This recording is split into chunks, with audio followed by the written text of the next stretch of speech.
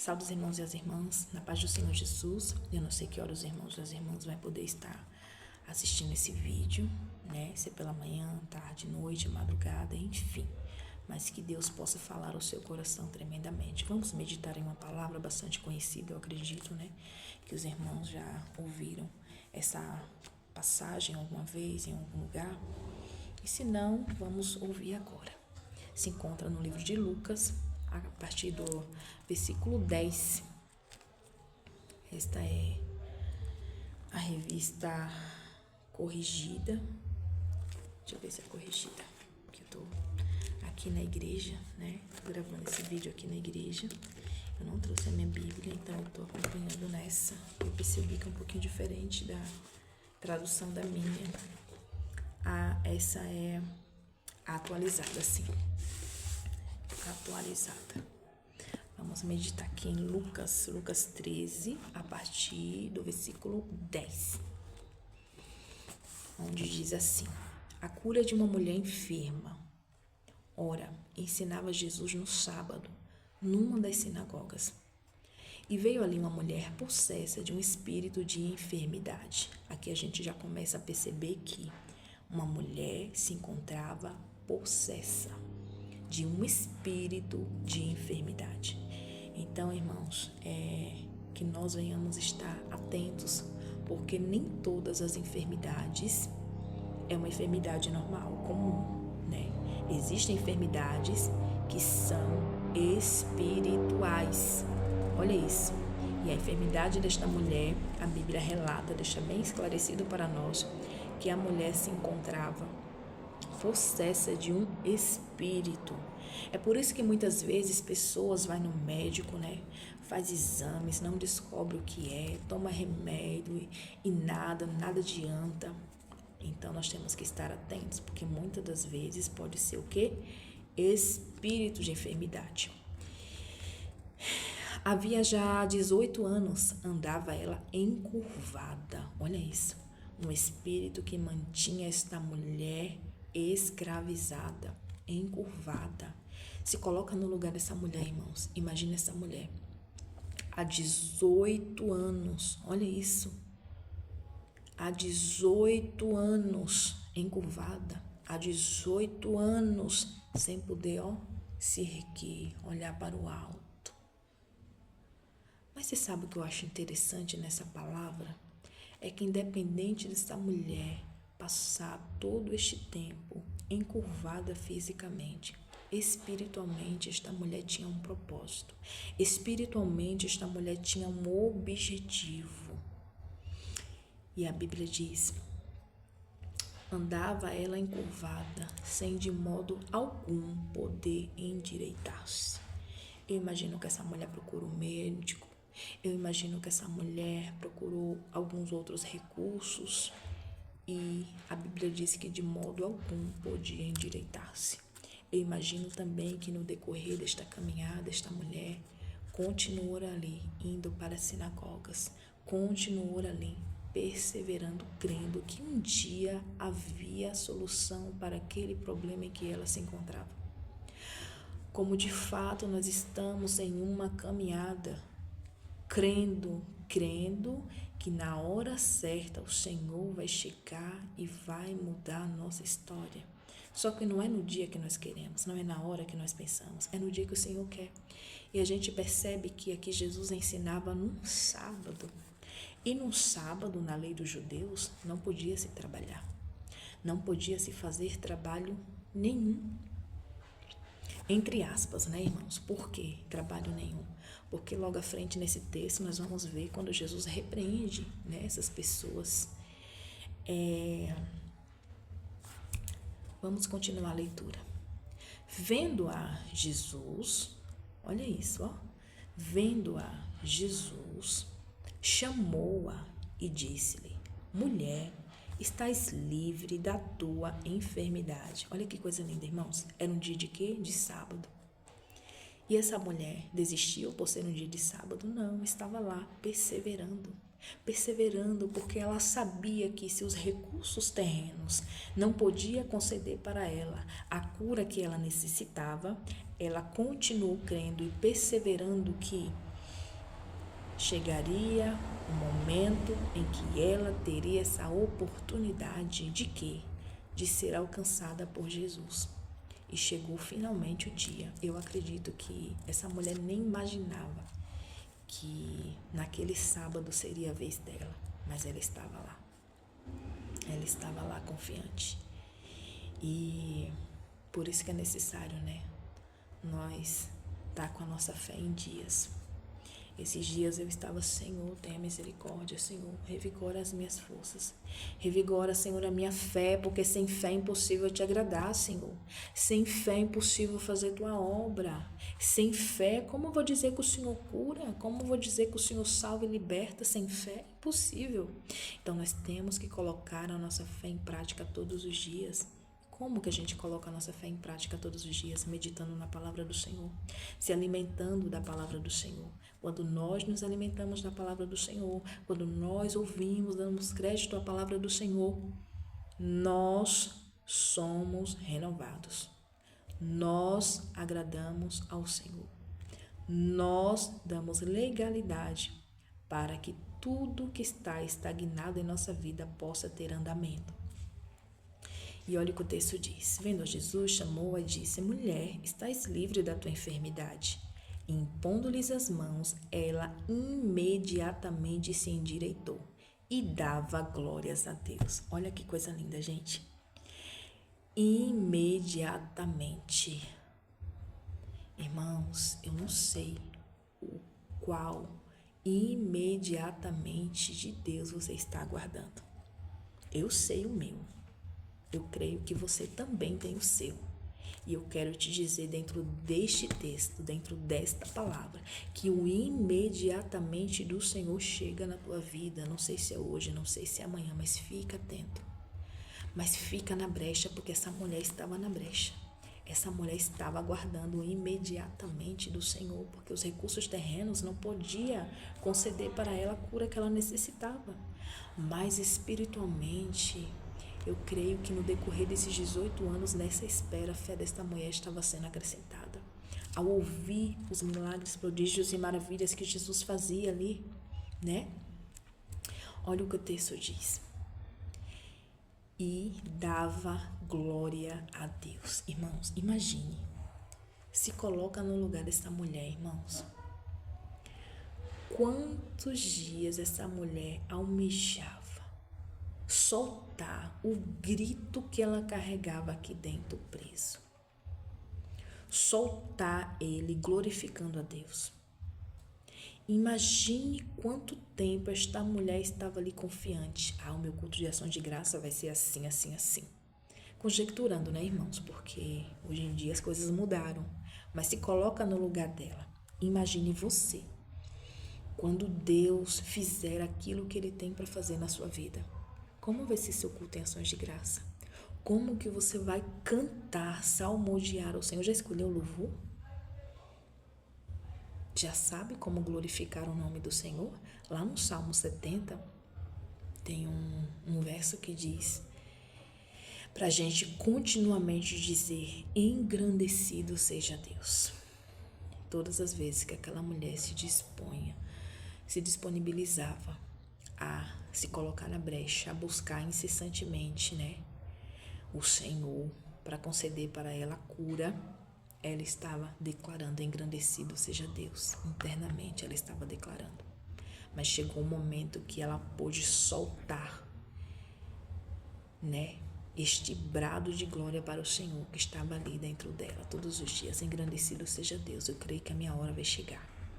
Como de fato chegou a hora em que ela pôde glorificar o nome do Senhor em voz alta, né, para todos ouvirem. Só que o texto não para por aqui, porque aqui a gente vê outros relatos. Irmãos, que nós venhamos a estarmos firmes com o Senhor, porque quando chegar o tempo do Senhor fazer na nossa vida o que Ele tem para fazer, vai surgirem muitos inimigos que ainda não foram declarados para nós. A nossa vida é assim, altos e baixos. E ainda existem muitos inimigos que ainda não foram declarados. E serão manifestos quando o Senhor começar a fazer na nossa vida aquilo que Ele tem a fazer. O chefe da sinagoga, versículo 14, o chefe da sinagoga, indignado de ver que Jesus curava no sábado, disse à multidão. Olha isso, gente. O chefe da sinagoga, pessoa importante, príncipe, que conhecia a palavra, conhecia a lei, mas era hipócrita. Olha isso. Estava dentro, mas não estava servindo ao Senhor de inteireza de coração. Olha isso. O chefe da sinagoga, indignado de ver que Jesus curava no sábado, disse à multidão. Olha isso. Disse à multidão. Estava ali tentando impedir Jesus de fazer mais milagres por ser sábado. Olha isso. Esquecendo eles que Jesus é o Senhor do sábado. Tentando impedir a multidão de continuar, estar ali aos pés de Jesus, tentando impedir a multidão de glorificar juntamente com aquela mulher, né? Os grandes feitos do Senhor. E aqui ele fala para a multidão, 6 dias há em que se deve trabalhar. Vinde, pois, nesses dias para seres curados, e não no sábado. Olha, eles queriam impor aquelas pessoas o dia em que aquelas pessoas deveriam ser curadas ou não. Segunda, terça, quarta, quinta, sexta, domingo, menos sábado. Como se eles que mandassem no dia. Olha isso. Disse-lhe, porém, o Senhor: hipócritas, cada um de vós não desprende da manjedoura no sábado o seu boi e o seu jumento para levá-lo a beber? Será que realmente vocês no sábado não fazem nada? Será que realmente vocês servem do jeitinho que é para servir? Será que vocês que tentam impedir bênçãos na vida do próximo, vocês realmente estão seguindo este protocolo de maneira correta? Dia de sábado vocês não trabalham de alguma maneira, desprendendo o seu boi ou o seu jumento para ir beber água, ou vocês vão deixar eles morrer de sede? Não vai, né? Irmãos, isso é muito sério. O que tem de pessoas procurando argumento, procurando nos tirar da presença, procurando tirar o nosso foco de Cristo, porque aqui estavam tentando tirar o foco das pessoas, daquela multidão, tentando tirar o foco daquelas pessoas em Cristo. Olha isso. Por que motivo não se devia livrar deste cativeiro? Olha isso. Jesus falando para eles, né? Por que motivo não se devia tirar deste cativeiro em dia de sábado? Esta filha de Abraão, a quem Satanás trazia presa há 18 anos. Por que ela não poderia ser livre hoje? Se vocês deixam livre o boi e o jumento de vocês para tomarem água, né? Vocês não vão deixar eles morrerem de sede. E por que eu, dono do sábado, iria deixar esta filha de Abraão continuar sendo aprisionada por Satanás, sendo que já há 18 anos ela vinha sido cativa? Tendo ele dito essas palavras, todos os seus adversários se envergonharam. Irmãos, não se preocupe. Não precisa você responder. Não precisa você se justificar. Não precisa, irmãos, vocês quererem dar um jeitinho. Deixa que o Senhor faz isso. Aqui o Senhor repreendeu os hipócritas. Aqui o Senhor justificou aquela mulher. Aqui o Senhor declarou que aquela mulher também é filha de Abraão. O Senhor declarou que ela também é herdeira das promessas do Senhor, assim como nós somos, irmãos. Pelo amor de Deus, não fica dando crédito para quem não está no mesmo propósito que você. Continua ligado com os céus. Continua firme em Cristo, que a tua hora vai chegar, independente que é sábado, domingo, segunda, terça, quarta, quinta, sexta, de manhã, tarde, à noite, eu não sei. Mas de repente o Senhor muda a história. De repente, imediatamente, o imediatamente do Senhor chega na tua vida. Continua no teu propósito com o Senhor. Não deixa que vozes venham tirar a tua atenção do que o Senhor já falou contigo, porque eu acredito que esta mulher, no decorrer destes 18 anos, o Senhor fez promessas para esta mulher, o Senhor renovou as promessas na vida desta mulher, como o Senhor tem renovado nas nossas vidas, porque se o Senhor não renova as promessas nas nossas vidas, será que nós estávamos ainda no caminho? Quantas vezes nós pensamos em retroceder, em credibilizar vozes negativas que não condiz com o que a palavra tem dito para nós? Quantas vezes nós tentamos olhar para trás, retroceder, largar a mão do arado, e o Senhor entra ali, renova as promessas, como se Ele estivesse dando água para nós. Caminha mais um pouco, eu estou chegando. Aguenta mais um pouco que eu vou entrar com o meu de repente na tua vida. Olha o que a palavra diz. Tendo Ele dito essas palavras, todos os seus adversários, o que eu falei antes? Que existem adversários, inimigos que ainda não foram declarados, que irão se manifestar, como de fato aqui aconteceu. Tendo Jesus dito essas palavras, todos os seus adversários se envergonharam. Jesus nos chama, o Senhor nos perdoa, nos chama, nos capacita, nos justifica. Sabe por quê? Porque a palavra do Senhor diz para nós que o Senhor é o nosso juiz. O Senhor é o nosso legislador. O Senhor é o nosso rei. Ele nos salvará. A nossa salvação não vem de pessoas, humanamente falando, não. A nossa salvação, o nosso socorro vem somente do Senhor que fez o céu e a terra. O Senhor que me criou, que te criou. Não se preocupe, irmão, porque a nossa vez vai chegar. Continua, olha para trás. Quantos livramentos o Senhor tem nos concedido, quantos livramentos, quantas portas abertas, quantos nãos, para nos livrar, quantos sims. E é isso, irmãos, continua, porque o que o Senhor tem a fazer é coisa extraordinária. Imagina esta mulher, 18 anos encurvada. Realmente impossível, humanamente falando. A junta dessa mulher já estava atrofiada. Mas quando o Senhor chega, não tem nada que permaneça incerto. A obra que o Senhor faz é completa. Olha o que ele diz. Entretanto, o povo, diante dali dos adversários serem envergonhados, o povo, a multidão que aqueles adversários queriam calar, queria impedir que viesse continuar credibilizando a palavra do Senhor, credibilizando os feitos do Senhor, Entretanto, este povo, o povo se alegrava por todos os gloriosos feitos que Jesus realizava. Irmãos, a importância de meditarmos na palavra é conhecermos o Senhor, entendermos o que Ele já fez na vida do povo dele, o que Ele tem feito na nossa vida. Por isso nós estamos aqui, porque se não for o Senhor, com certeza os nossos adversários já teriam nos engolido vivos, porque a palavra deixa bem claro que Ele não teria nem mastigado, engolido de tanto ódio que Ele tem de nós, por nós não desistirmos.